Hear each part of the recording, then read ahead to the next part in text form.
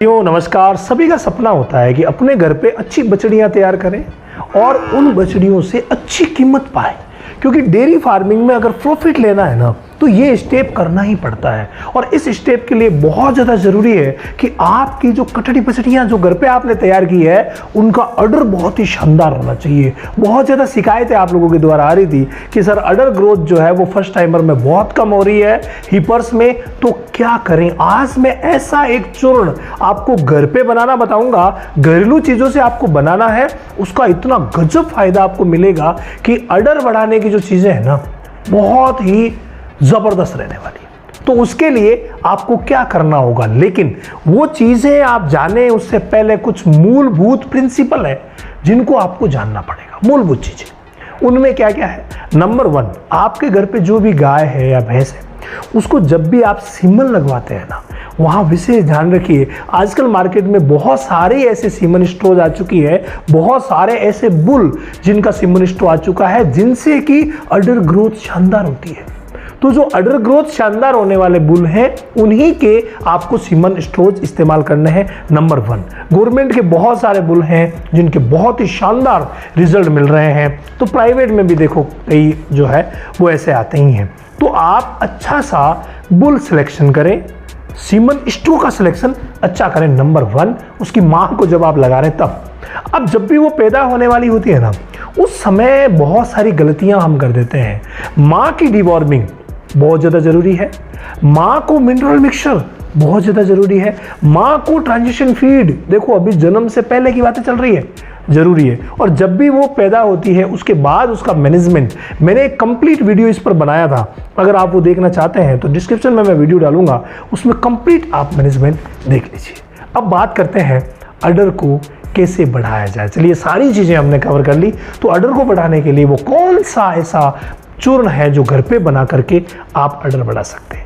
हमेशा याद रखिए, कई भाई क्या करते हैं फर्स्ट टाइमर को ट्रांजिशन फीड नहीं देते हैं, जबकि ये बहुत बड़ी गलती है। मैंने ट्रांजिशन फीड पर वीडियो बनाया कि आप ट्रांजिशन फीड घर पे कैसे बनाएं। कम से कम 2 महीने आपको फर्स्ट टाइमर को ट्रांजिशन फीड देना है और उसी फीड में अडर ग्रोथ के लिए, देखो फर्स्ट टाइमर का अगर आप अडर ग्रोथ करवाना चाह रहे हो ना तो ये जो चीज़ें मैंने आपको बताई है ये बहुत ज़्यादा ज़रूरी है, बहुत ज़्यादा।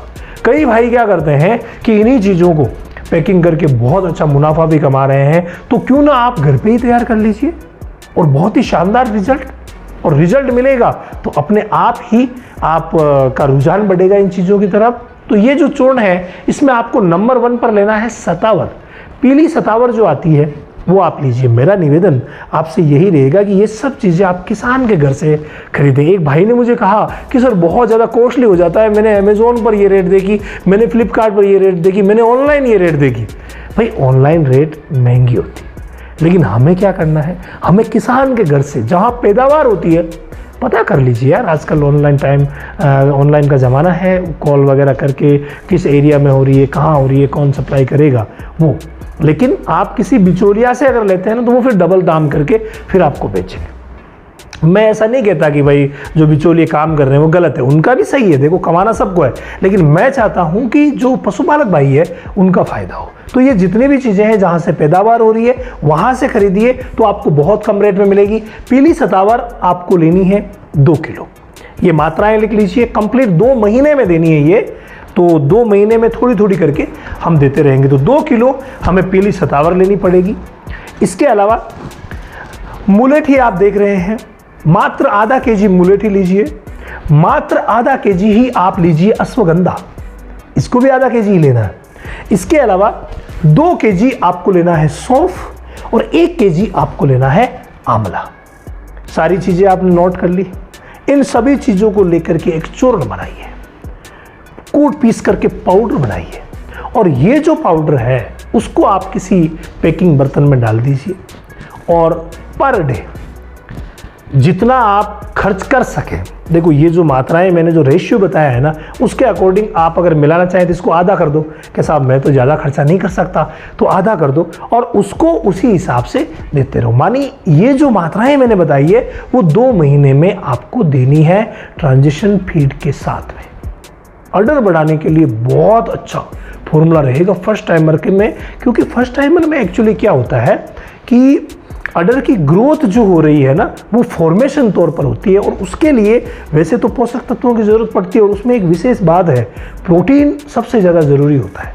तो प्रोटीन युक्त जो डाइट है वो आप हीपर्स को देते रहिए, और जो ट्रांजिशन फीड है वो आप देंगे ही।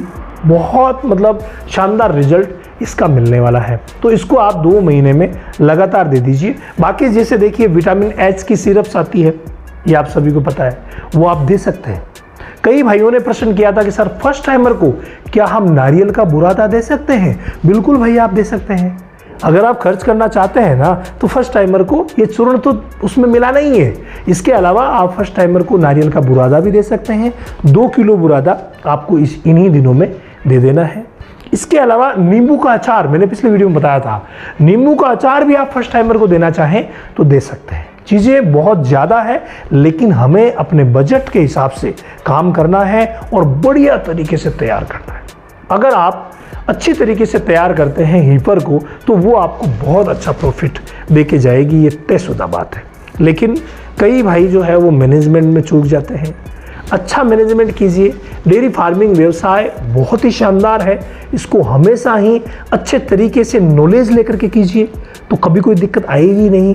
और ये नॉलेज देने का जिम्मा जो है वो हमने उठाया है रामावत एनिमल ऐप पर। रामावत एनिमल ऐप पर A to Z dairy farming की ट्रेनिंग हो रही है, साइंटिफिक बेस नॉलेज वाली, और ये ट्रेनिंग हर महीने की 5 तारीख से शुरू होती है। इस महीने अगर आप चूक गए हैं तो अगले महीने ले लीजिए। लेकिन एक बार, चाहे आपके पास 2 पशु है या 200 है या 2000 है, आपको एक बार डेयरी फार्मिंग की ट्रेनिंग लेनी ही पड़ेगी, क्योंकि खान पान और सब चीज़ें जो है, मैनेजमेंट पूरा, सेड का और सेल परचेज का काम, मिल्क प्रोडक्ट का काम, इसके अलावा बीमारियों को समझना, और बीमारियों के साथ साथ सबसे ज़्यादा जो ज़रूरी चीज़ें हैं वो दवाइयों को समझना। डेयरी फार्मिंग में जिन्होंने दवाइयों के बारे में नहीं समझा, नॉर्मल दवाइयों के बारे में जिन्होंने नहीं समझा ना, वो अच्छी तरीके से सफल नहीं हो पाए। मैनेजमेंट हर एक मौसम के हिसाब से करना ज़रूरी होता है। सर्दी का अलग, गर्मी का अलग, बारिश का अलग, हर एक मौसम के हिसाब से मैनेजमेंट होता है। और उसी मैनेजमेंट में एक हम पारंपरिक अपने तरीके इस्तेमाल करते हैं, और एक पारंपरिक तरीकों में हम साइंटिफिक बेस नॉलेज डाल करके, मैं ये नहीं कहता कि पारंपरिक तरीके साइंटिफिक बेस नहीं है, लेकिन उन्हीं में हमें नया नॉलेज डाल करके, और जो नई क्रांति लानी है ना डेयरी फार्मिंग में, वो तभी संभव है जब कंप्लीट ट्रेनिंग हो। डेयरी फार्मिंग बिजनेस को जो बदनाम कर रहे हैं ना कि डेयरी फार्मिंग में फ़ायदा नहीं है, मैंने किया लॉस हो गया, उसने किया लॉस हो गया, लॉस तब होता है जब बगैर नॉलेज के किया जाता है। और नॉलेज भी आप पूरा लें। मेरा कहने का मतलब ये नहीं है कि आपने सेट का नॉलेज ले लिया, कहीं से 2 दिन की ट्रेनिंग ले ली और आपने शुरू कर दिया, नहीं। आपको कंप्लीट नॉलेज लेना है, और complete knowledge A to Z training से ही मिलेगा। मैं ये नहीं कहता कि हमारे यहाँ से लीजिए, बहुत सारे ऐसे सोर्सेस हो सकते हैं जहाँ से आप कंप्लीट ट्रेनिंग लें। हर एक बीमारी के बारे में पढ़ें, हर एक दवा के बारे में पढ़ें, हर एक मैनेजमेंट के बारे में पढ़ें, कभी फेल नहीं।